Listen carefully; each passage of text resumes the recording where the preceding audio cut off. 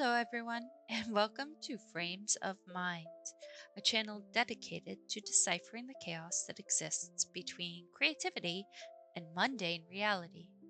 My name is Amanda, and I am an artist, picture framer, collector of delightfully odd things, and a new mom. I also have two cats, Persimmon and Prospero.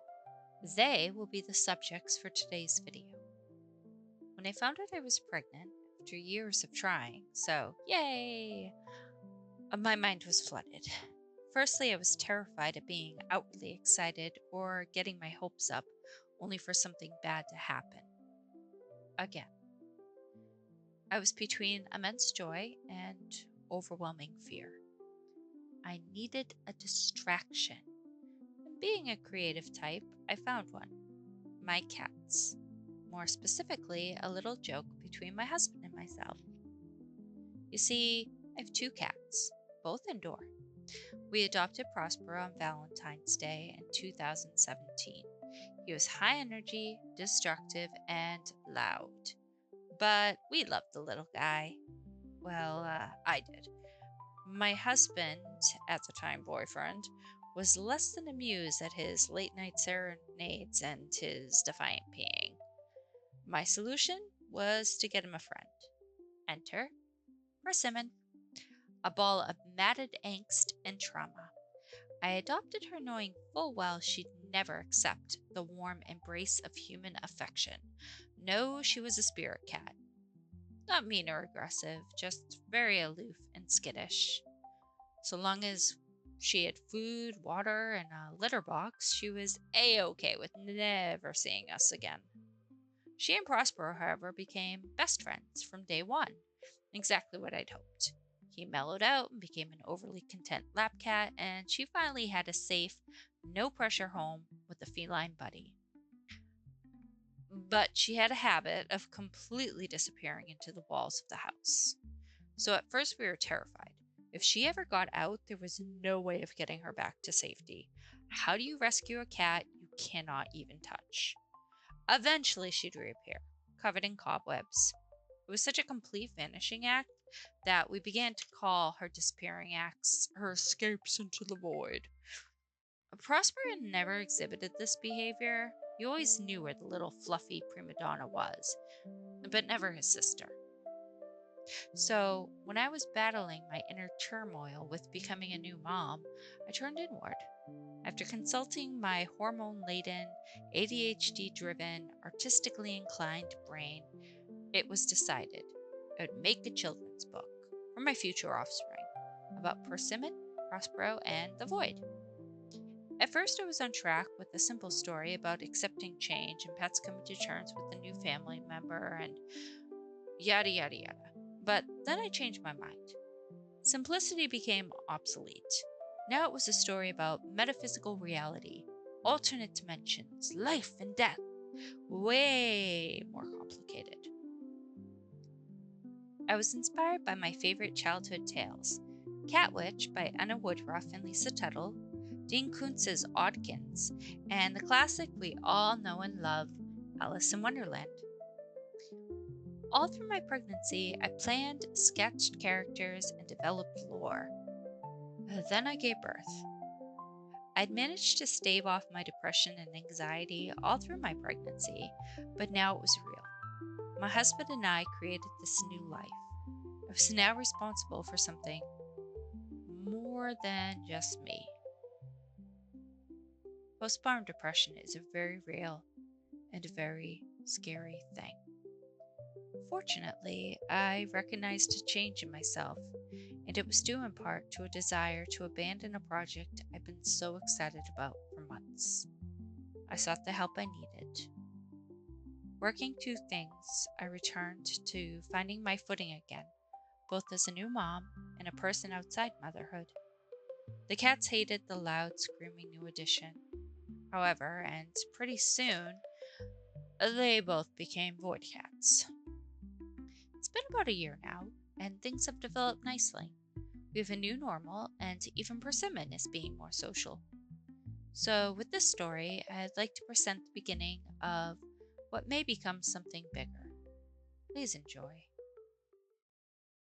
The cat in the midnight glade, casting spells where shadows fade.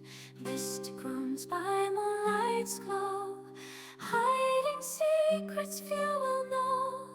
White cat with a boyish grin, leaping through the void's thin skin, twisting paths and hidden doors, adventures call from ancient lore.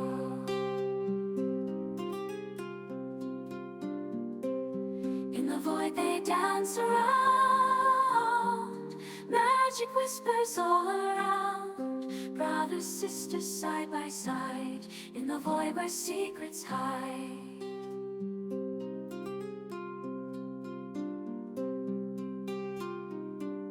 In the void where secrets hide.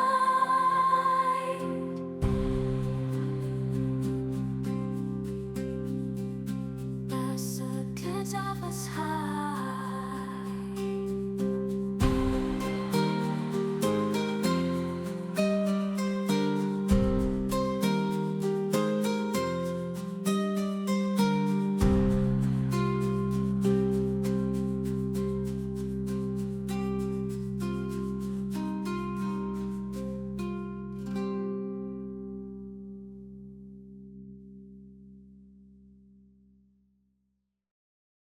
There was once a time when the humans knew how to touch magic.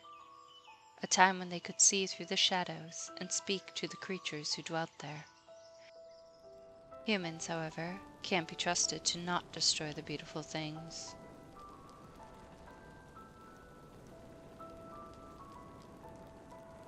Or each other.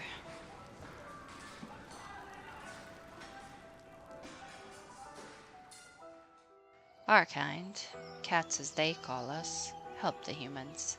We hunted mice and rats that would eat their grains. We would sleep by their feet in the darkest winters and keep them warm at night.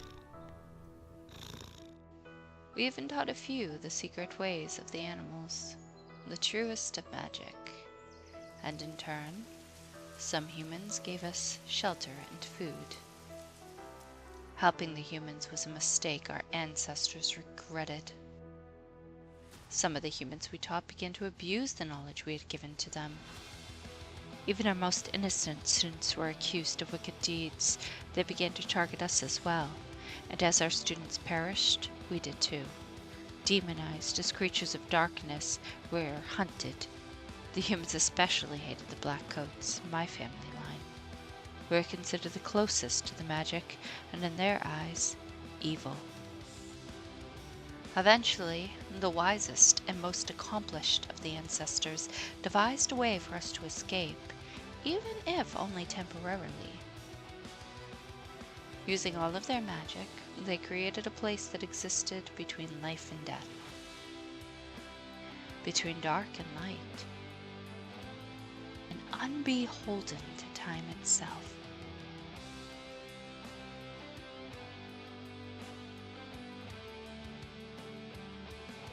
The void.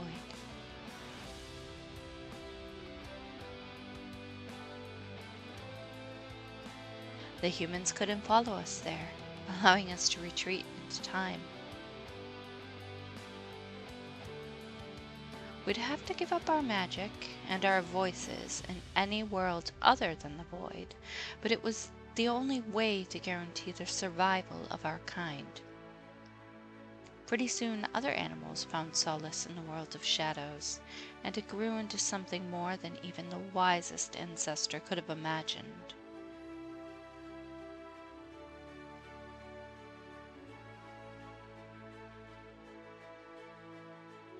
In the void, you can meet many cats from all different times. Ones who walked before us, and even some who will walk after. It's also the only place where the magic of our kind can still be harnessed and wielded freely.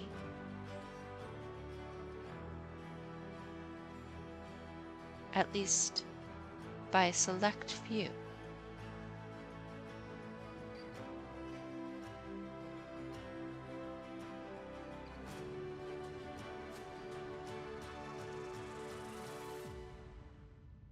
like me.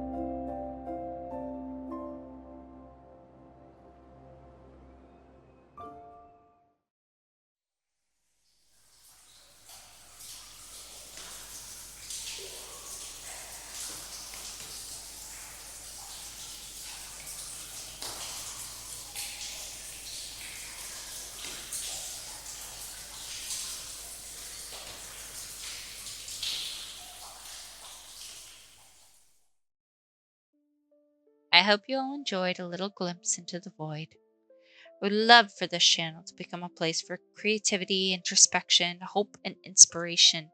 I firmly believe art to be one of the greatest tools in an arsenal to moving beyond mental illness, and I'd love to share that skill with everyone. So, if you enjoyed, please like, comment, and subscribe. And I do hope to see you all again very soon.